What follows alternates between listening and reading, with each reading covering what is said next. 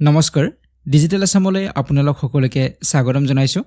আজিৰ weekly current এফেয়াৰ্ছৰ ভিডিঅ'টিত আমি আলোচনা কৰিম 20 এপ্ৰিলৰ পৰা 3 মে লৈকে সকলো ইম্পৰ্টেন্ট কুৱেশ্যনছ খিনি আমি কাৰেণ্ট এফেয়াৰ্ছৰ আলোচনা কৰিম যোৱা সপ্তাহত আমাৰ কাৰেণ্ট এফেয়াৰ্ছৰ ক্লাছটো লোৱা হোৱা নাছিল টেকনিক্যাল কিছু প্ৰবলেমৰ বাবে যোৱা সপ্তাহৰ যেটো ভিডিঅ' হেতু আপলোড কৰা হোৱা নাছিল তো আজিৰ এই ভিডিঅ'টিত আমি সকলোখিনি আলোচনা কৰিম 20 এপ্ৰিলৰ পৰা 3 মে লৈকে দুটা সপ্তাহৰ কাৰেণ্ট এফেয়াৰ্ছৰ কুৱেশ্যনছ খিনি আমি এটা ভিডিঅ'তে আলোচনা কৰিম গতিকে ভিডিঅ'টি অলপ দীঘলীয়া হ'ব আপোনালোকে শেষলৈকে চাই থাকিব ঠিক আছে তো এইখিনিতে মই আপোনালোকক কোৰ্স সম্পৰ্কে জনাব বিচাৰিছো যদি আপোনালোকে Assam north east national international এই কাৰেণ্ট এফেয়াৰ্ছৰ আপোনালোকে প্ৰিপাৰেচন কৰিব বিচাৰে এই কোৰ্সটো আপোনালোকে ল'ব পাৰে এটো পিডিএফ কোৰ্স হয় ইয়াত মক টেষ্টটো আপোনালোকে পাব প্ৰেক্টিছৰ বাবে ইয়াত 2023 চনৰ পৰা সকলোবিলাক কাৰেণ্ট এফেয়াৰ্ছৰ কুৱেশ্যন পাব 2023 24 25 এবছৰলৈকে ভ্যালিডিটি থাকে পাৰচেজ কৰাৰ পৰা আপোনালোকে এবছৰলৈকে আপডেট বিলাক পাই থাকিব তো ইয়াৰ ওপৰত সিটা অসমীয়া ভাষা বিএড এন্ট্ৰেন্স এনে ধৰণৰ যিকোনো কোৰ্স আপোনালোকে পাৰচেজ কৰিব বিচাৰিলে ডিজিটেল আসাম মোবাইল এপটো ডাউনলোড কৰি ল'ব তাত আপোনালোকে কোৰ্স বিলাক পাৰচেজ আৰু এক্সেছ কৰিব পাৰিব আৰু ইয়াৰ লিংক বিলাকো ডেসক্ৰিপচন বক্সত দিয়া আছে আপোনালোকে এবাৰ চেক কৰিব পাৰে ঠিক আছে তো এতিয়া আমি আহিছো আজিৰ ভিডিঅ'টিলৈকে প্ৰথম প্ৰশ্নটোলৈকে আহিছো প্ৰথম প্ৰশ্নটো সুধিছে which two Indian states will benefit from the Shillong-Silchar Greenfield Corridor যে শিলং শিলচৰ গ্ৰীনফিল্ড কৰিডৰৰ দ্বাৰা ভাৰতৰ কোন দুখন ৰাজ্য লাভৱান হ'ব গতিকে ইয়াত শিলং শিলচৰ গ্ৰীনফিল্ড কৰিডৰৰ কথা উদিছে গতিকে ইয়াৰ জৰিয়তে কোন দুখন ৰাজ্য লাভৱান হ'ব বা কোন দুখন ৰাজ্যৰ মাজত কানেকচন হ'ব হেইটো এটা প্ৰশ্ন সুধিব পাৰে তো উত্তৰ হ'ব ইয়াতে আমাৰ option number B Meghalaya and Assam Meghalaya আৰু আসামৰ মাজত কানেকচন হ'ব আৰু এই দুখন ৰাজ্যই বেনিফিট হ'ব বা দুখন ৰাজ্য লাভৱান হ'ব গতিকে শিলং শিলচৰ গ্ৰীনফিল্ড কৰিডৰ এটা প্ৰজেক্ট হয় ইয়াৰ মূল উদ্দেশ্য হৈছে কানেক্ট কৰা দুখন ৰাজ্য মেঘালয় আৰু আসাম গতিকে এই যেটো প্ৰজেক্ট এটো এপ্ৰুভ হৈছে ৰিসেন্টলি ইউনিয়ন কেবিনেটৰ জৰিয়তে তো ইয়াত 166.8 কিলোমিটাৰ গ্ৰীনফিল্ড 4 লেন হাই স্পীড কৰিডৰ বনোৱা হ'ব 4 লেন হাই স্পীড কৰিডৰ আৰু ইয়াত লিংক কৰা হ'ব মেঘালয়ৰ মাউলিংখুঙৰ পৰা অসমৰ পঞ্চগ্ৰামলৈকে গতিকে মেইনলি আমাৰ ষ্টেটৰ কথা উদিলে মেঘালয় আৰু আসামৰ মাজত এটা কানেকচন হ'ব মেঘালয়ৰ মাইলুংখুঙৰ পৰা অসমৰ পঞ্চগ্ৰামলৈকে আৰু ইয়াত যেটো এপ্ৰুভ কৰা হৈছে কিমান পৰিমাণৰ ইয়াত ইনভেষ্ট কৰা হ'ব এই প্ৰজেক্টটোৰ বাবে হেয়া হৈছে 22,864 কোটি টকা ইয়াত ইনভেষ্ট কৰা হ'ব ঠিক আছে তো এতিয়া আমি আহিছো নেক্সট আমাৰ কুৱেশ্যনলৈকে কুৱেশ্যন নম্বৰ 2 লৈকে ইয়াত সুধিছে what is the new name of the road in Delhi that was renamed on the occasion of Bodopha Upendranath Brahma's 35th death anniversary যে বড়োফা উপেন্দ্ৰনাথ ব্ৰহ্মৰ 35 সংখ্যক মৃত্যু বাৰ্ষিকী উপলক্ষে দিল্লীৰ পথটোৰ নতুন নাম কি ৰখা হৈছে গতিকে ৰিসেন্টলি 35th death anniversary মৃত্যু বাৰ্ষিকী পালন কৰা হৈছে বড়োফা উপেন্দ্ৰনাথ ব্ৰহ্মৰ গতিকে এই উপলক্ষে নতুন দিল্লীৰ এটা পথৰ নাম ৰিনেম কৰা হৈছে পুনৰ ইয়াত নামকৰণ কৰা হৈছে সেই পথটোৰ নাম ৰখা হৈছে তেওঁৰ নামেৰে ৰখা হৈছে গতিকে কি নাম ৰখা হৈছে পথটোৰ হেতু হৈছে ইয়াৰ প্ৰশ্ন তো ইয়াৰ উত্তৰটো হ'ব অপচন নম্বৰ সি বড়োফা উপেন্দ্ৰনাথ ব্ৰহ্ম মাৰ্গ বড়োফা উপেন্দ্ৰনাথ ব্ৰহ্ম মাৰ্গ ৰখা হৈছে পথটোৰ নাম তো মনত ৰাখিব পথটো ক'ত আছে দিল্লীত আছে তো ইয়াৰ লগত ৰিলেটেড আন এটা কুৱেশ্যন আছে এই কুৱেশ্যনটো আমি লৈছো কুৱেশ্যন নম্বৰ 3 আছে তো কুৱেশ্যন নম্বৰ 3 সুধিছে on the 35th death anniversary of Bodo leader Bodopha Upendranath Brahma, Union Home Minister Amit Shah unveiled a 9 feet tall statue in which city? যে বড়ো নেতা বড়োফা উপেন্দ্ৰনাথ ব্ৰহ্মৰ 35 সংখ্যক মৃত্যু বাৰ্ষিকীত কেন্দ্ৰীয় গৃহমন্ত্ৰী অমিত শাহে কোনখন চহৰত 9 ফুট ওখ প্ৰতিমূৰ্তি উন্মোচন কৰে গতিকে উপেন্দ্ৰনাথ ব্ৰহ্মৰ এটা প্ৰতিমূৰ্তি এটা নিৰ্মাণ কৰা হৈছিল আৰু ইয়াৰ উচ্চতা আছিল 9 ফুট ওখ ৰিসেন্টলি তেওঁৰ মৃত্যু বাৰ্ষিকী উপলক্ষে কেন্দ্ৰীয় গৃহমন্ত্ৰী অমিত শাহে ইয়া উন্মোচন কৰিছে এই প্ৰতিমূৰ্তিটো গতিকে কোনখন চহৰত নিৰ্মাণ কৰা হৈছে এই প্ৰতিমূৰ্তিটো হেতু হৈছে প্ৰশ্ন তো উত্তৰ হ'ব অপচন নম্বৰ সি দিল্লী গতিকে দিল্লীত ইয়া নিৰ্মাণ কৰা হৈছে ইয়া উন্মোচন কৰা হল আৰু দিল্লীৰ এটা পথৰ নামো ইয়াত ৰিনেম কৰা হৈছে তেওঁৰ নামেৰে ৰখা হৈছে হেয়া আছিল অলপ আগত আমি আলোচনা কৰিলো বড়োফা উপেন্দ্ৰনাথ ব্ৰহ্ম মাৰ্গ তো এই দুটা ইম্পৰ্টেন্ট পইণ্ট হয় আপোনালোকে মনত ৰাখিব আগত যেটো আছিল এই ৰোডটো হেতু আছিল কৈলাশ কলনী আছিল দিল্লীৰ কৈলাশ কলনী ইয়াৰ নামকৰণ কৰা হৈছে পুনৰ নামকৰণ কৰা হৈছে বড়োফা উপেন্দ্ৰনাথ ব্ৰহ্ম মাৰ্গ হিচাপে তো এইখিনি আপোনালোকে মনত ৰাখিব ইয়াৰ উপৰিও উপেন্দ্ৰনাথ ব্ৰহ্মৰ বিষয়ে আমি সকলোৱে জানোৱে গতিকে তেখেত প্ৰেছিডেণ্ট আছিলে অল বড়ো ষ্টুডেণ্টছ ইউনিয়ন যি আপছু বুলি আমি জানো তো ইয়াৰ প্ৰেছিডেণ্ট আছিলে 1956 পৰা 1990 লৈকে গতিকে তেওঁ পৃথক যি বড়োলেণ্ড আৰু বড়োসকলৰ যি অধিকাৰ এই দাবীত শান্তিপূৰ্ণ আন্দোলনৰ তেওঁ নেতৃত্ব দিছিলে গতিকে জনপ্ৰিয়ভাৱে তেওঁক বড়োফা হিচাপে জনা যায় বড়োফাৰ অৰ্থ হৈছে ফাদাৰ অফ দ্য বড়োজ গতিকে বড়োসকলৰ পিতৃ হিচাপে তেওঁক জনা যায় তো ইয়াৰ ওপৰত আপোনালোকে মনত ৰাখিব পাৰে তেওঁৰ ওপৰত আন এটা পইণ্ট হয় এটা প্ৰশ্ন আহে এক্সামত যে ষ্টুডেণ্টছ ডে অসমত পালন কৰা হয় ছাত্ৰ দিৱস বা ষ্টুডেণ্টছ ডে হিচাপে তেওঁৰ জন্মদিনটোত পালন কৰা হয় বাৰ্থ এনিভাৰ্চেৰী হিচাপে উপেন্দ্ৰনাথ ব্ৰহ্মৰ গতিকে 31 মাৰ্চ তাৰিখত ইয়াক পালন কৰা হয় আমি আলোচনা কৰিছিলোঁ তো সেই পইণ্টটো আপোনালোকে মনত ৰাখিব ঠিক আছে তো এতিয়া আমি আহিছোঁ নেক্সট কুৱেশ্যনলৈকে কুৱেশ্যন নম্বৰ 4 লৈকে ইয়াতে সুধিছে who was crowned with miss universe Assam title 2025 যে 2025 চনৰ মিছ ইউনিভাৰ্ছ অসম খিতাপ কোনে লাভ কৰিছিলে গতিকে ৰিচেণ্টলি ইয়াৰ টাইটেল ডিক্লেয়াৰ কৰা হৈছে বা মিছ ইউনিভাৰ্ছ আছাম টাইটেল ঘোষণা কৰা হৈছে আৰু এই টাইটেল বা খিতাপ লাভ কৰিছে নেহা বৰুৱাই অপশ্যন নম্বৰ এ হ'ব শুদ্ধ উত্তৰ নেহা বৰুৱা গতিকে এয়া হৈছে মিছ ইউনিভাৰ্ছ আছাম টাইটেল 2025 বৰ্ষৰ হয় নেহা বৰুৱাই উইনাৰ হৈছে আপোনালোকে ছবিত দেখিছে গতিকে এতিয়া আগন্তুক যে ছেপ্টেম্বৰ মাহত হ'ব গৈ আছে মিছ ইউনিভাৰ্ছ ইণ্ডিয়া পিজেণ্ট তো ইয়াত তেখেতে অসমৰ হৈ ৰিপ্ৰেজেণ্ট কৰিব ঠিক আছে তো নেক্সট এতিয়া কুৱেশ্যনলৈকে আহিম কুৱেশ্যন নম্বৰ 5 লৈকে ইয়াত সুধিছে what is the name of the mascot for Sikkim's 50th statehood celebration যে ছিকিমৰ 50 সংখ্যক ৰাজ্যিকতা উদযাপনৰ মাস্কটৰ নাম কি গতিকে ৰিচেণ্টলি ছিকিমৰ 50 সংখ্যক ষ্টেটহুড ডে তেওঁলোকে পালন কৰিলে আৰু এইবাৰ তেওঁলোকৰ 50 সংখ্যক আছিলে 50টা বছৰ তেওঁলোকে পাৰ কৰিলে তেওঁলোকৰ ৰাজ্য হিচাপে ঘোষণা কৰা গতিকে এই উপলক্ষে তেওঁলোকে এটা ফেষ্টিভেল পালন কৰিছে গতিকে ইয়াৰ যিটো মাস্কট কি আছিলে সেইটো হৈছে প্ৰশ্ন তো ইয়াৰ উত্তৰটো হ'ব অপশ্যন নম্বৰ বি কুজু ছিকিম ৰাজ্যৰ যি 50 বছৰীয়া যিটো জয়ন্তী তেওঁলোকে পালন কৰিছে গতিকে ইয়াত এটা উল্লেখযোগ্য তেওঁলোকে অনুষ্ঠান এটা পাতিছিলে সেয়া হৈছে কুজু কালচাৰেল ফেষ্টিভেল 2025 গতিকে এই কুজু কালচাৰেল ফেষ্টিভেল 2025 আৰু ইয়াৰ যিটো মাস্কট সেইটো কুজু ৰখা হৈছে কুজু শব্দটোৰ অৰ্থ হৈছে স্নো লেওপাৰ্ড গতিকে এই যিটো স্নো লেওপাৰ্ড বা নাহৰ ফুটুকী বাঘ তো ইয়াক মাস্কট হিচাপে অফিচিয়েলি ডিক্লেয়াৰ কৰা হৈছে এই 50th ষ্টেটহুড চেলিব্ৰেশ্যনৰ তো এই পইণ্টটো আপোনালোকে মনত ৰাখিব তো আমি যদি চাওঁ 36th কনষ্টিটিউশ্যনেল যিটো এমেণ্ডমেণ্ট এক্ট আছিলে 1975 এই এক্ট অনুযায়ী ছিকিমক ফুল ফ্লেজেড ষ্টেট হিচাপে ঘোষণা কৰা হৈছিলে ইণ্ডিয়ান ইউনিয়নৰ 22 সংখ্যক ৰাজ্য হিচাপে পূৰ্ণাংগ ৰাজ্য হিচাপে ঘোষণা কৰা হৈছিলে 36th যি কনষ্টিটিউশ্যনেল এমেণ্ডমেণ্ট এক্ট আছিলে 1975 সেই অনুসৰি গতিকে এয়া 1975 হৈছিলে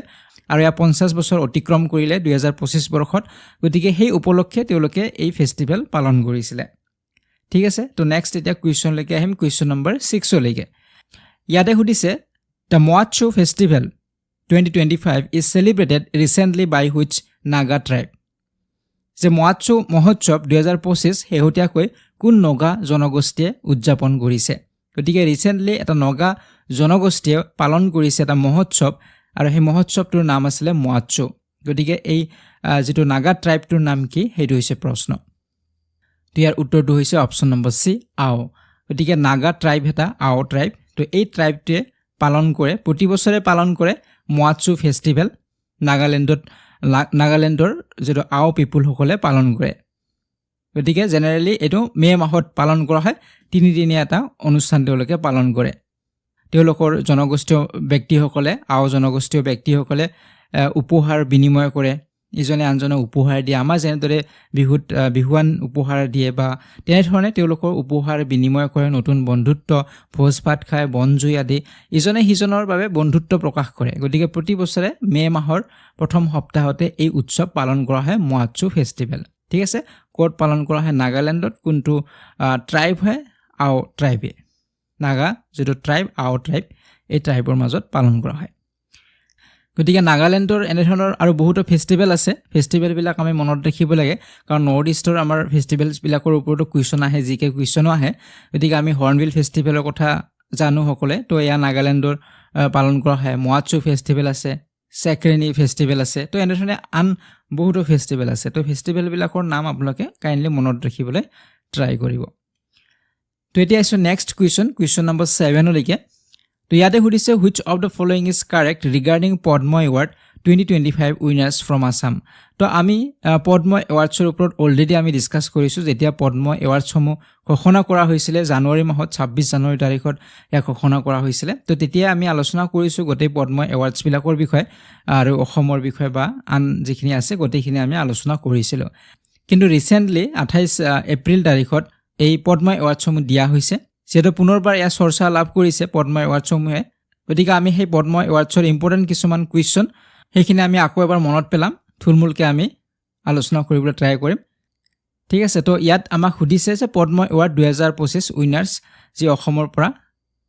লাভ কৰিছে গতিকে সেই সন্দৰ্ভত ইয়াত দুটা ষ্টেটমেন্ট দিয়া হৈছে কোনটো ষ্টেটমেন্ট শুদ্ধ হয় প্ৰথম ষ্টেটমেন্টত কৈছে যে 5 individuals from Assam have been awarded যে 5 গৰাকী অসমৰ পৰা 5 গৰাকীয়ে এই পদ্ম এৱাৰ্ড লাভ কৰিছে দ্বিতীয়তে কৈছে ক্ষত্ৰিয় এক্সপনেন্ট যতীন গোস্বামী তেওঁক পদ্মভূষণ এৱাৰ্ড দিয়া হৈছে গতিকে দুটা ষ্টেটমেন্টে শুদ্ধ হয় গতিকে আমাৰ উত্তৰ হ'ব অপচন নম্বৰ সি হ'ব both 1 and 2 are correct হ'ব গতিকে আমাৰ অসমৰ পৰা যদি আমি চাও পদ্ম এৱাৰ্ড লাভ কৰিছে এবাৰ 5 গৰাকীয়ে পদ্ম এৱাৰ্ড লাভ কৰিছে গতিকে ক্ষত্ৰিয় এক্সপনেন্ট আছিল যতীন গোস্বামী তেখেতে আৰ্ট কেটেগৰীত লাভ কৰিছে তেখেতে পদ্মভূষণ পাইছে তো এটো মনত ৰাখিবলৈ ইম্পৰ্টেন্ট হয় তো পদ্মভূষণ অসমৰ পৰা কোনে পাইছে যতীন গোস্বামীয়ে পাইছে আৰ্ট কেটেগৰীত আৰু আমি যদি চাও বাকি যি 4 গৰাকী আছে 4 গৰাকীয়ে পাইছে পদ্মশ্ৰী পাইছে ঠিক আছে এই 4 গৰাকীৰ ভিতৰত আছে জয়চৰণ বাথৰি আছে তেখেতে আৰ্ট কেটেগৰীত কলা কেটেগৰীত পাইছে তাৰ পিছত গীতা উপাধ্যায় আছে তেখেতে লিটাৰেচাৰ এণ্ড এডুকেশ্যন সাহিত্য আৰু শিক্ষা কেটেগৰীত তাৰ পিছত অনিল কুমাৰ বড়ো তেখেতেও সাহিত্য আৰু শিক্ষা কেটেগৰীত তাৰ পিছত ৰেবাকান্ত মহন্ত তেখেতে আৰ্ট কেটেগৰীত গতিকে এই 4 গৰাকীয়ে পদ্মশ্ৰী আৰু এগৰাকী পদ্মভূষণ লাভ কৰিছে অসমৰ পৰা টোটাল 5 গৰাকী তো এই পইণ্টছখিনি মনত ৰাখিব লাগিব যিকোনো কুৱেশ্যন ইয়াৰ পৰা সুধিব পাৰে নামবিলাক আমি মনত ৰাখিব লাগিব ঠিক আছে তো এইখিনি আছিল আমাৰ অসমৰ কথা ইয়াৰ ওপৰত আমাৰ আন বহুতো কুৱেশ্যন আহিব পাৰে পদ্ম এৱাৰ্ডছৰ ওপৰত তো আমাক যদি সুধে how many Padma awards are awarded in the year 2025 যে 2025 চনত কিমান পদ্ম বঁটা প্ৰদান কৰা হৈছে হেতু আমাক সুধিব পাৰে গতিকে এইবাৰ কিমান গৰাকীক পদ্ম এৱাৰ্ড দিয়া হৈছে তো উত্তৰ হ'ব ইয়াতে অপচন নম্বৰ বি 139 টোটাল 139 গৰাকীক পদ্ম এৱাৰ্ড দিয়া হৈছে গতিকে 2025 চনত যদি আমি চাও 139 গৰাকী পদ্ম এৱাৰ্ডছ লাভ কৰিছে কিছুমান ক্ষেত্ৰত যদিওভাৱে দুজনে লাভ কৰিছে তো হেতুক কিন্তু এটা বুলি ধৰা হ'ব যদিও দুগৰাকীক দিয়া হৈছে কিন্তু তাক এটা হিচাপে ধৰা হয় ঠিক আছে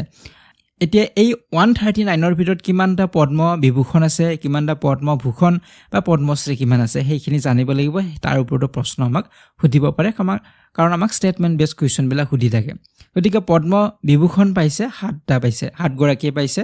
আৰু পদ্মভূষণ পাইছে 19টা পদ্মভূষণ আৰু 113টা হৈছে পদ্মশ্ৰী এৱাৰ্ড তো এই পইণ্টছ বিলাক মনত ৰাখিব লাগিব গতিকে এইবাৰ যদি আমি চাও 23 গৰাকী হৈছে ওমেন হয় মহিলা হয় এই গোটেই পদ্ম এৱাৰ্ডছৰ ভিতৰত 23 গৰাকী মহিলাই পাইছে 10 গৰাকী তেওঁলোকে ফৰেনিয়াৰ্ছ বা এনআৰআই বুলি আমি ক'ব পাৰো গতিকে তাৰ ভিতৰত তেওঁলোকে পাইছে টোটাল 10টা আৰু 13 গৰাকীক পষ্টহামাছ এৱাৰ্ডি হয় তেওঁলোকে মৰণোত্তৰভাৱে মৃত্যুৰ পিছত তেওঁলোকে পাইছে গতিকে 13 গৰাকী তো এই ইম্পৰ্টেন্ট যিখিনি পইণ্টছ হয় এইখিনি আমি মনত ৰাখিব লাগিব ঠিক আছে তো এতিয়া 139 পদ্ম এৱাৰ্ডছ লাভ কৰিছে গোটেইবিলাক আমাৰ মনত ৰখাটো পসিবল নহব গতিকে আমি ইম্পৰ্টেন্স বিলাক মনত ৰাখিব লাগিব যেনে ধৰক আমি পদ্ম বিভূষণটো ইম্পৰ্টেন্ট হয় গতিকে পদ্ম বিভূষণ কোনে কোনে পাইছে হেতু পাৰিলে আমি মনত ৰাখিবলৈ ট্ৰাই কৰিব লাগিব ঠিক আছে তো এতিয়া আমি নেক্সট কুৱেশ্যন লৈকে আহিছো কুৱেশ্যন নম্বৰ 9 লৈকে ইয়াতে সুধিছে which former chief justice of India received the Padma Vibhushan award in 2025 গতিকে 2025 চনত পদ্ম বিভূষণ বঁটা কোনে লাভ কৰিছে আৰু তেওঁ প্ৰাক্তন মুখ্য ন্যায়াধীশ আছিল গতিকে তেওঁ প্ৰাক্তন মুখ্য ন্যায়াধীশ আছিল তেনেধৰণে প্ৰশ্নটো আমাক সুধিছে তো ইয়াৰ উত্তৰটো হ'ব অপচন নম্বৰ সি জগদীশ সিং খেহৰ গতিকে আমি কি পাইছিলো অলপ আগতে যে 7 গৰাকীক দিয়া হৈছে পদ্ম বিভূষণ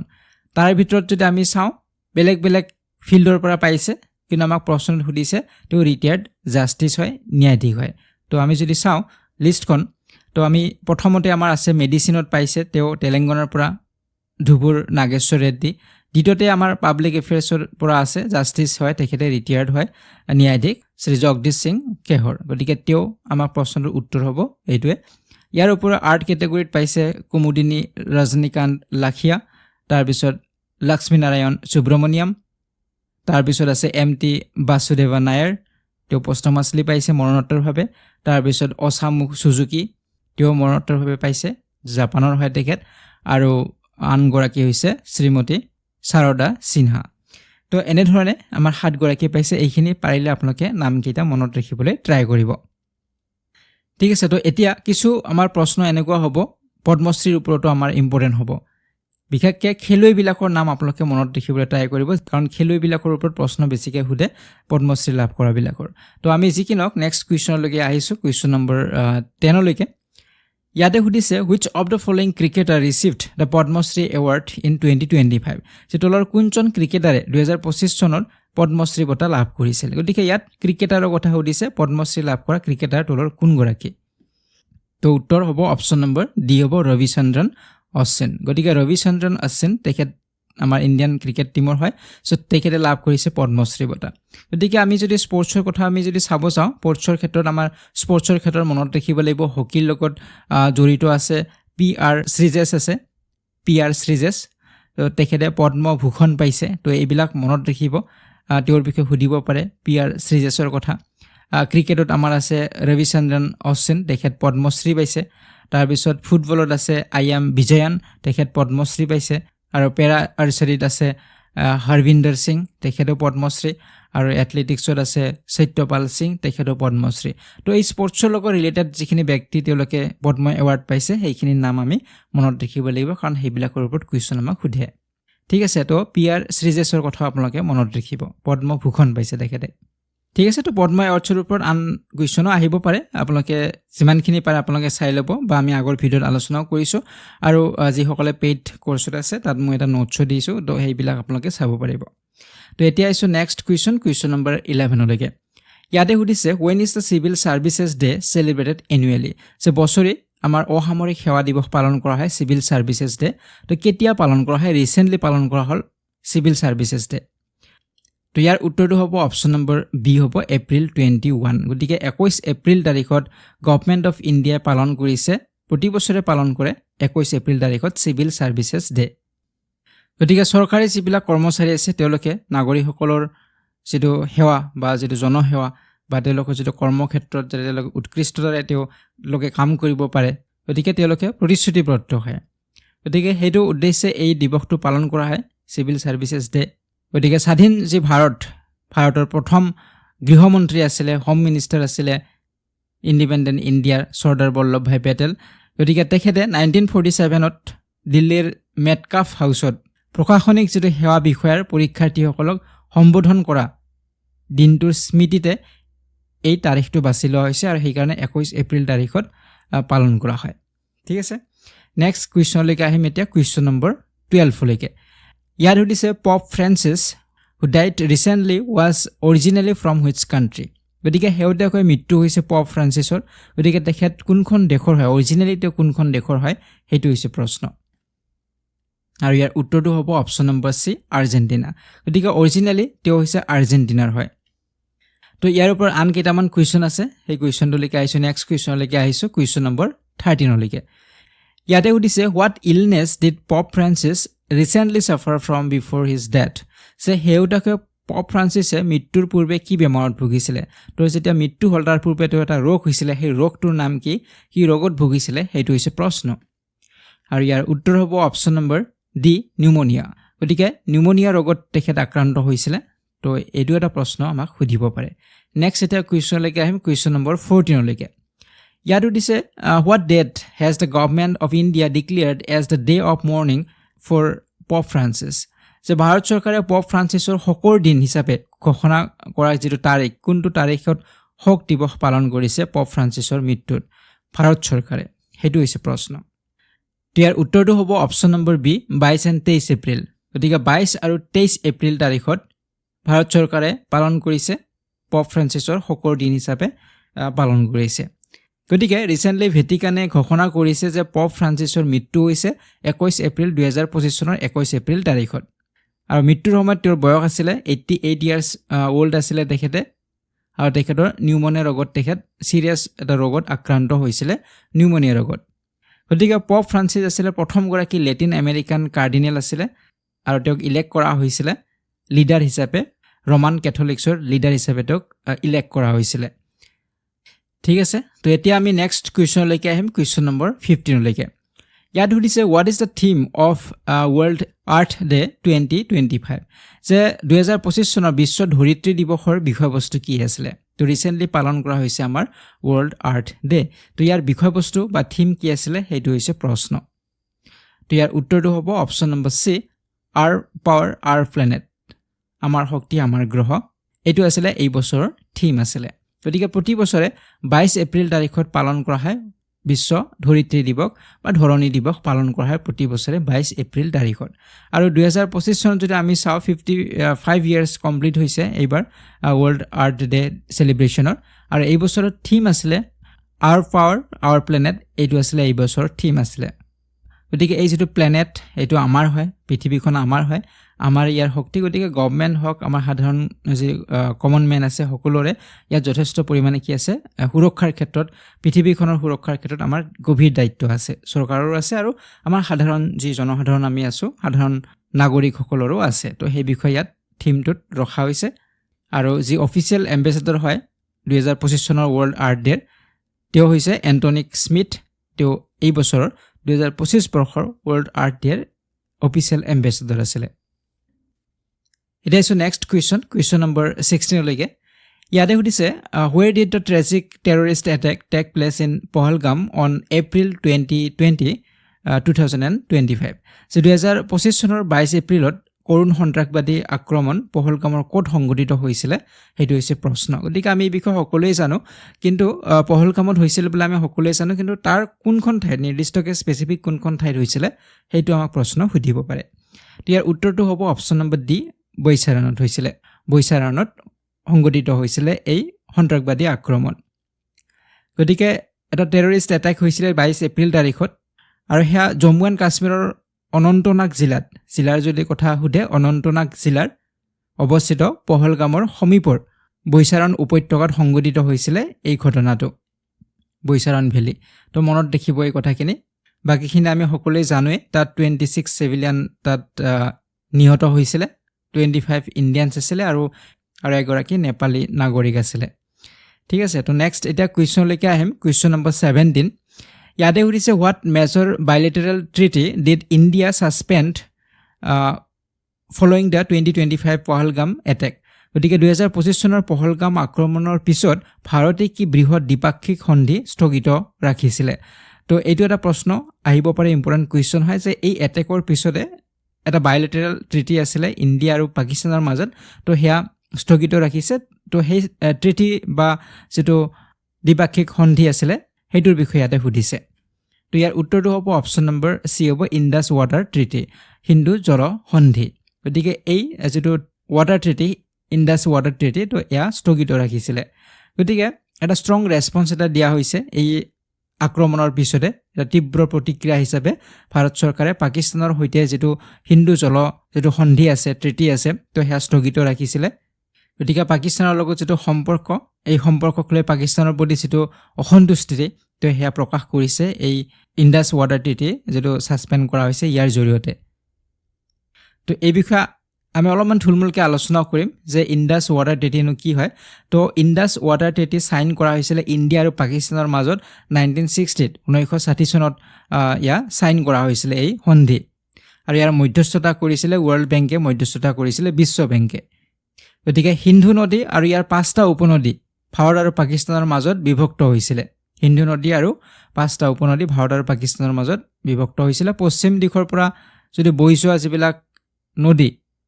ওয়েস্ট ফ্লোয়িং যিবিলাক ৰিভাৰ্স যেনে ইণ্ডাছ আছে হিন্দু আছে জেলম আছে সেনাব আছে গতিকে এলোকেট কৰা হৈছিল পাকিস্তানলৈকে আৰু যিবিলাক ইষ্ট ফ্লোয়িং ৰিভাৰ্স আছে যেনে হতদ্ৰু আছে ৰবি আছে বিচ আছে তো এইবিলাক এলটেড কৰা হৈছে ইণ্ডিয়াৰ বাবে গতিকে যি কি নহওক এই যেটো ৱাটাৰ ট্ৰিটি ইয়াক কেতিয়া সাইন কৰা হৈছিল 1960 গতিকে এই ট্ৰিটি বা সন্ধি সাসপেন্ড কৰা হৈছে ইণ্ডিয়া পাকিস্তানৰ লগত কোনো ধৰণৰ সম্পৰ্ক বা কোনো ধৰণৰ সহানুভূতি দেখুৱাব বিচৰা নাই নেক্সট এটা কুৱেশ্যনলৈকে আহিম কুৱেশ্যন নম্বৰ 18 লৈকে ইয়াত সুধিছে what is the theme of world malaria day 2025 যে বিশ্ব মেলেৰিয়া দিৱস 2025ৰ বিষয়বস্তু কি আছিলে তো ইয়াৰ উত্তৰটো হ'ব option number C malaria ends with us reinvest ৰিইমেজিন and ৰিইগনিট তো এইটো আছিলে এই বছৰৰ থিম আছিলে গতিকে আমাক সুধিব পাৰে যে ৱৰ্ল্ড মেলেৰিয়া ডে কেতিয়া পালন কৰা হয় তো 25 এপ্ৰিল তাৰিখত প্ৰতি বছৰে পালন কৰা হয় ৱৰ্ল্ড মেলেৰিয়া ডে আৰু এই বছৰৰ থিমটো আছিলে malaria ends with us reinvest ৰিইমেজিন and ৰিইগনিট বাকি এটা আমাৰ জিকে প্ৰশ্ন সুধি থাকে যে মেলেৰিয়া ৰোগ এটা পৰজীৱীৰ দ্বাৰা হয় সেয়া হৈছে প্লাজমোডিয়াম তো এই প্ৰশ্নটো আমাক সুধে এটা পাৰাসাইট হয় সেইটো হৈছে প্লাজমোডিয়াম বুলি কোৱা হয় পৰজীৱী আৰু এইটো আমাৰ কেনেদৰে বিয়পে সংক্ৰমিত হয় সেয়া মাইকী এনফিলিছ মহৰ দ্বাৰা তো এইবিলাক আমাক প্ৰশ্ন এক্সামত সুধি থাকে নেক্সট এতিয়া কুৱেশ্যনলৈকে আহিম কুৱেশ্যন নম্বৰ 19 লৈকে ইয়াত সুধিছে who became the youngest centurion in IPL history in April 2025 গতিকে 2025 চনৰ এপ্ৰিল মাহত IPLৰ ইতিহাসৰ আটাইতকৈ কম বয়সীয়া শতক অৰ্জন কৰা খেলুৱৈজন কোন তো ইয়াৰ উত্তৰটো হ'ব অপশ্যন নম্বৰ বি বৈভৱ সূৰ্যবংশী সো আমাৰ যে IPL খেল অনুষ্ঠিত হৈ আছে তো এই IPLত ৰাজস্থান ৰয়েলছৰ এগৰাকী খেলুৱৈ তেওঁ 14 ইয়াৰ্ছ ওল্ড হয় 14 বছৰীয়া ইয়ং এগৰাকী খেলুৱৈ নাম হৈছে বৈভৱ সূৰ্যবংশী তেখেত বিহাৰৰ হয় তো ৰাজস্থান ৰয়েলছৰ হৈ তেখেতে খেলে গতিকে ৰিচেণ্টলি তেওঁ চেঞ্চুৰী কৰিবলৈ সক্ষম হৈছে ফাষ্টেষ্ট চেঞ্চুৰী বাই এন ইণ্ডিয়ান এগৰাকী ভাৰতীয় হিচাপে তেওঁ প্ৰথমগৰাকী ভাৰতীয় হয় যিয়ে ফাষ্টেষ্ট বা দ্ৰুত গতিত চেঞ্চুৰী কৰিবলৈ সক্ষম হৈছে শতক অৰ্জন কৰিবলৈ সক্ষম হৈছে 35 বলছত তেখেতে 100 ৰানছ কৰিবলৈ সক্ষম হৈছে আৰু যিখন খেল আছিলে হে ৰাজস্থান ৰয়েলছ আৰু গুজৰাট টাইটান্সৰ মাজত আছিলে গতিকে তেওঁলোকে গুজৰাট টাইটান্সৰ এগেইনষ্টত খেলিছিলে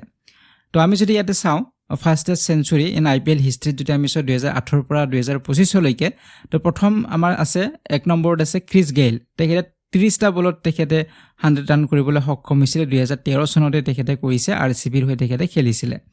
ঠিক আছে আৰু দ্বিতীয়তে আমাৰ আছে বৈভৱ সূৰ্যবংশী 35 বলছত 2025ত তেখেতে কৰিলে ইউসুফ পাঠানে 37 বলছত কৰিছিলে 2010ত আৰু ডেভিড মিলাৰে 2013 চনত কৰিছিলে কিং পাঞ্জাবৰ হৈ 38 বলত গতিকে ইণ্ডিয়ান হিচাপে যদি আমি চাওঁ ইণ্ডিয়ান হিচাপে 35 বলত 100 ৰান কৰা তেওঁ হৈছে প্ৰথম গৰাকী বৈভৱ সূৰ্যবংশী ঠিক আছে তো নেক্সট এতিয়া কুৱেশ্যনলৈকে আহিম কুৱেশ্যন নম্বৰ 20 লৈকে ইয়াতে সুধিছে what is the title of the new book launched about Srinivas Ramanujan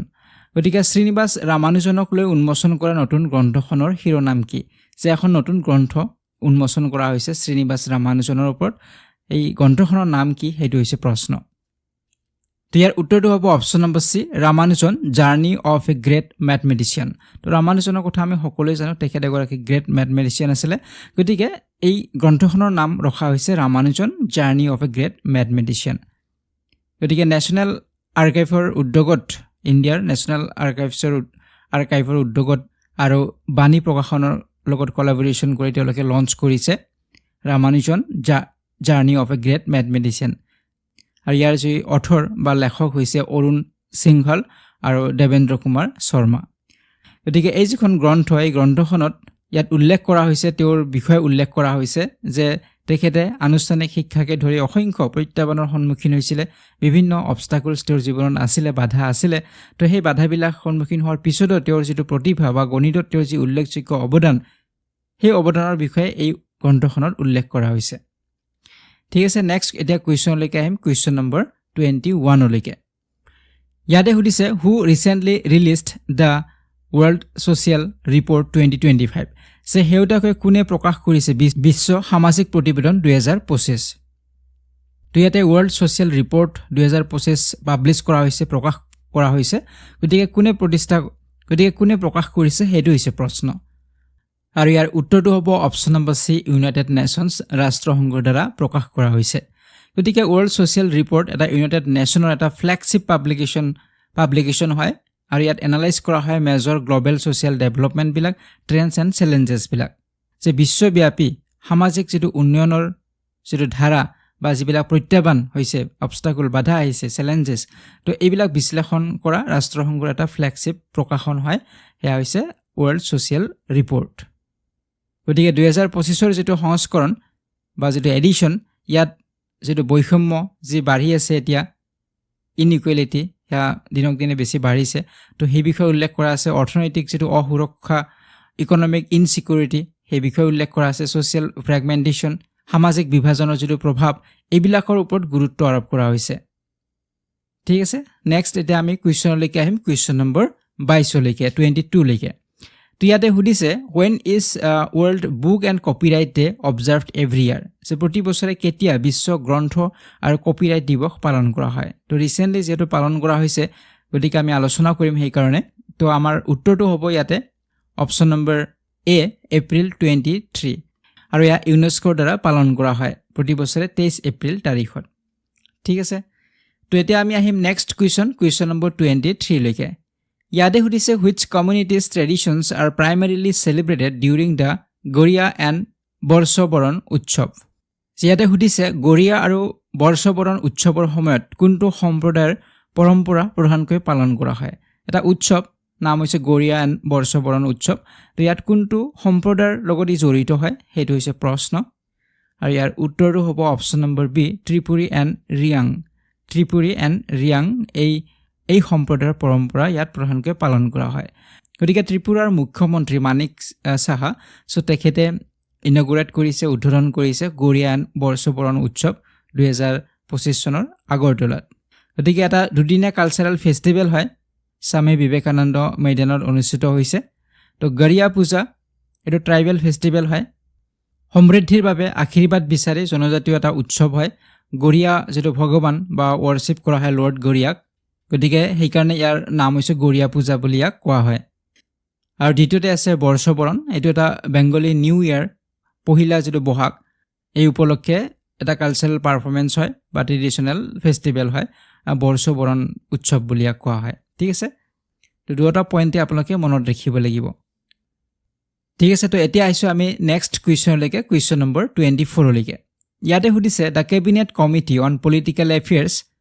has approved which of the following inclusions in the upcoming nationwide population census যে ৰাজনৈতিক পৰিক্ৰমা কেবিনেট কমিটিয়ে আগন্তুক দেশজোৰা জনগণনাত তলৰ কোনটো অন্তৰ্ভুক্তিৰ অনুমোদন জনাইছে গতিকে recently cabinet committee on political affairs তেওঁলোকে এপ্ৰুভ কৰিছে তেওঁলোকে অনুমোদন জনাইছে যে আগন্তুক যি পপুলেশ্যন সেন্সাস হ'ব এই সেন্সাসত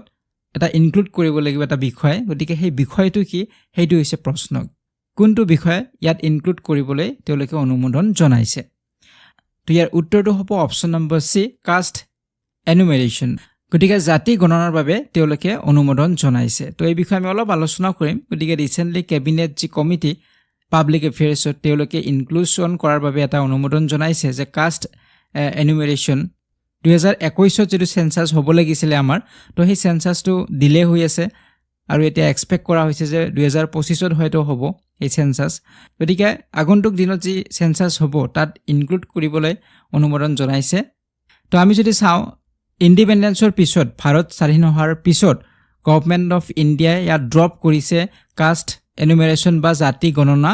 ড্ৰপ কৰা হৈছে ভাৰত স্বাধীনতাৰ পিছৰ জেনেৰেল পাব্লিকৰ বাবে কিন্তু আমি যদি চাওঁ শেডিউল কাষ্ট হওক বা শেডিউল ট্ৰাইব এইটো কিন্তু প্ৰতিটো সেন্সাসতে 1951 পৰা প্ৰতিটো সেন্সাসতে ইয়া গণনা কৰা হয় কিন্তু জাতি গণনাটো আফটাৰ ইন্ডিপেন্ডেন্স ইয়া ড্ৰপ কৰা হৈছিল গতিকে আমি যদি চাওঁ 1872 যেটো প্ৰথম যেটো সেন্সাস হৈছিল ভাৰতবৰ্ষত হেয়া ব্ৰিটিছৰ জৰিয়তে হৈছিল নন সিনক্ৰনাইজলি হৈছিল হেয়া কিছুমান পাৰ্টত হৈছিল বেলেগ বেলেগ পাৰ্টত ভাৰতৰ অনুষ্ঠিত হৈছিল ব্ৰিটিছৰ দ্বাৰা হৈছিল কিন্তু হেয়া নন সিনক্ৰনাইজলি হৈছিল আৰু প্ৰথম সিনক্ৰনাইজ সেন্সাস হৈছিল 1881 ত হৈছিল আৰু তেতিয়া কাৰ দিনত হৈছিল লৰ্ড ৰিপনৰ দিনত হৈছিল গতিকে তেতিয়া 10 বছৰৰ মূৰত হৈছিল প্ৰতি 10 বছৰৰ মূৰত হৈছিল আৰু এনেদৰে 1931 লৈকে হৈ আছিল কিন্তু 1881ত কাষ্ট ইনক্লুড কৰা হৈছিল সেন্সাস এনুমেৰেশ্যনৰ গণনাত কাষ্টটো ইনক্লুড কৰা হৈছিল আৰু এই লাষ্ট যেটো হৈছিল শেষৰ বাবে কাষ্ট বা জাতি গণনা হৈছিল হিয়া 1931ত হৈছিল লাষ্ট 1931ৰ পিছত আৰু ইয়া ড্ৰপ কৰা হৈছে ইয়া গণনা কৰা হোৱা নাই কাষ্ট এনুমেৰেশ্যন কৰা হোৱা নাই কিন্তু এতিয়া পুনৰবাৰ ইয়া প্ৰস্তাৱ ৰখা হৈছে আৰু কাষ্ট এনুমেৰেশ্যন কৰা হ'ব নেক্সট সেন্সাসৰ পৰা ঠিক আছে তো এতিয়া আইছো আমি নেক্সট কুৱেশ্যন লৈকে কুৱেশ্যন নম্বৰ 25 লৈকে ইয়াত সুধিছে under which act is the population census carried out in India যে কোনখন আইনৰ অধীনত ভাৰতত জনগণনা কৰা হয় যে জনগণনা যে কৰা হয় কোনখন এক্টৰ বা কোনখন আইনৰ অধীনত কৰা হয় তো ইয়াৰ উত্তৰ হ'ব option number B census act 1948 গতিকে চেঞ্চাছ এক্ট 1948 এয়া আফটাৰ ইণ্ডিপেণ্ডেন্স ভাৰত স্বাধীনতাৰ পিছত এই এক্টখনৰ জৰিয়তে পপুলেশ্যন চেঞ্চাছৰ কথা ইয়াত উল্লেখ কৰা হৈছে আৰু ইয়াৰ ডিউটিজ কি হ'ব ৰেছপন্সিবিলিটিজ কি হ'ব চেঞ্চাছ অফিচাৰবিলাকৰ তো সেই বিষয়ত এই এক্টখনতে উল্লেখ কৰা আছে গতিকে এই এক্টৰ মতে ভাৰতবৰ্ষত চেঞ্চাছ অনুষ্ঠিত কৰা হয় এতিয়া আছে নেক্সট কুৱেশ্যন নম্বৰ 26 লৈকে ইয়াত সুধিছে the only global research centre for which neglected tropical disease was destroyed due to the ongoing conflict in Sudan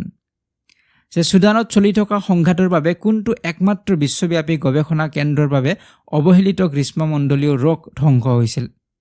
ইয়াত এটা ডিজিজৰ কথা কৈছে ট্ৰপিকেল ডিজিজ হয় এইটো আৰু ইয়াৰ যেটো গৱেষণা এটা কেন্দ্ৰ আছিলে গ্লোবেল ৰিচাৰ্চ চেণ্টাৰ এটা আছিলে আৰু এই গোটেই বিশ্বৰ ভিতৰত এটাই আছিলে একমাত্ৰ আছিলে হেয়া ছুডানত আছিলে আৰু এই ছুডানৰ যেটো কনফ্লিক্ট বা যেটো সিভিল ওৱাৰ তেওঁলোকৰ চলি আছে 2023 চনৰ পৰাই গতিকে এই সিভিল ওৱাৰত বা এই যেটো কনফ্লিক্টৰ ফলত এই যেটো একমাত্ৰ গোটেই বিশ্বৰ ভিতৰত যেটো একমাত্ৰ ৰিচাৰ্চ চেণ্টাৰ আছিলে সেইটো ধ্বংস হৈছে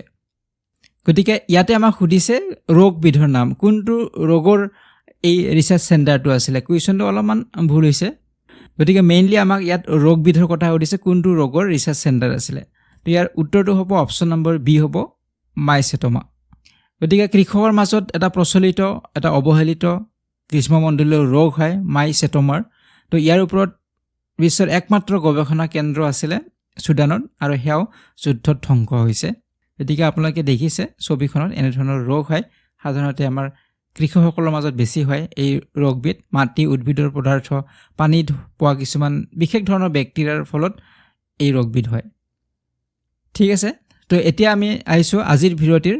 শেষৰটি প্ৰশ্ন কুৱেশ্যন নম্বৰ 27 লৈকে ইয়াতে সুধিছে when is world press freedom day observed in 2025 যে 2025 চনত বিশ্ব সংবাদ স্বাধীনতা দিৱস কেতিয়া পালন কৰা হৈছে গতিকে ইয়াৰ উত্তৰটো হ'ব অপশ্যন নম্বৰ সি হ'ব মে 3 গতিকে 3 মে তাৰিখত পালন কৰা হৈছে ওয়াৰ্ল্ড প্ৰেস ফ্ৰিডম ডে আৰু প্ৰতি বছৰে পালন কৰা হয় যে আমি যেটো এখন গণতান্ত্ৰিক দেশত থাকো বা গণতন্ত্ৰ বা মানৱ অধিকাৰ ৰক্ষাৰ ক্ষেত্ৰত যদি আমি মুক্ত আৰু স্বাধীন সংবাদ মাধ্যমৰ যথেষ্ট প্ৰয়োজন আছে গতিকে ইয়াৰ ওপৰত এটা উল্লেখযোগ্য এটা অনুষ্ঠান বুলি ক'ব পাৰো ওয়াৰ্ল্ড প্ৰেস ফ্ৰিডম ডে গতিকে ইউনাইটেড নেশনস বা ৰাষ্ট্ৰসংঘ আৰু ইউনেস্কোৰ জৰিয়তে এটা সেমিনাৰ এখন হৈছিল আৰু ইয়াত প্ৰমোট কৰা হৈছিল ইন্ডিপেন্ডেন্ট আৰু প্লুৰালিষ্টিক প্ৰেছৰ কথা কোৱা হৈছিল স্বাধীন বা স্বতন্ত্ৰ যেটো প্ৰেছৰ কথা কোৱা হৈছিল প্ৰচাৰ কৰা হৈছিল আৰু ইয়া উইন্ডকত হৈছিল নামিবিয়াৰ কেপিটেল সিটি উইন্ডকত হৈছিল 29 এপ্ৰিলৰ পৰা 3 মে লৈকে 1991ত আৰু সেই কাৰণে ওয়াৰ্ল্ড প্ৰেস ফ্ৰিডম যেটো ডে পালন কৰা হয় 3 মে তাৰিখত পালন কৰা হয় আৰু ইয়াক উইন্ডক ডিক্লেৰেশ্যন যেটো হৈছিল এই উইন্ডক ডিক্লেৰেশ্যনৰ পৰা ইয়া ইনস্পায়াৰ হৈ এই দিৱসটো পালন কৰা হৈছে 3 মে তাৰিখত ঠিক আছে তো এইটো পইণ্ট মনত ৰাখিব তো আজিৰ এই ভিডিঅ'টি ইমানখিনি আছিল এই ভিডিঅ'টিত আমি বহুকেইটা ইম্পৰ্টেন্ট কুৱেশ্যন আলোচনা কৰিলো 2 সপ্তাহৰ গোটেইখিনি ইম্পৰ্টেন্ট কুৱেশ্যন আমি ইয়াত কভাৰ কৰিছো ঠিক আছে তো নেক্সট উইকত আমি এই সপ্তাহটোৰ আমি কাৰেন্ট এফেয়াৰ্ছৰ কুৱেশ্যনছ বিলাক আমি ডিসকাস কৰিম আৰু যদি আপোনালোকে কোৰ্স পাৰচেজ কৰিব বিচাৰে লিংক বিলাক ডেসক্ৰিপচন বক্সত দিয়া আছে তাৰ পৰা আপোনালোকে পাৰচেজ কৰিব পাৰিব নাইবা ডিজিটেল আসাম এপটো ডাউনলোড কৰি আপোনালোকে কোৰ্স পাৰচেজ আৰু এক্সেছ কৰিব পাৰিব আৰু কিবা সুধিবলগীয়া থাকিলে তলৰ এটা WhatsApp নম্বৰো দিয়া আছে তাত আপোনালোকে সুধিব পাৰিব ঠিক আছে তো পৰৱৰ্তী ভিডিঅ'ত আপোনালোকক পুনৰবাৰ লগ পোৱাৰ আশাৰে আজিৰ এই ভিডিঅ'টিৰ পৰা বিদায় লৈছো ধন্যবাদ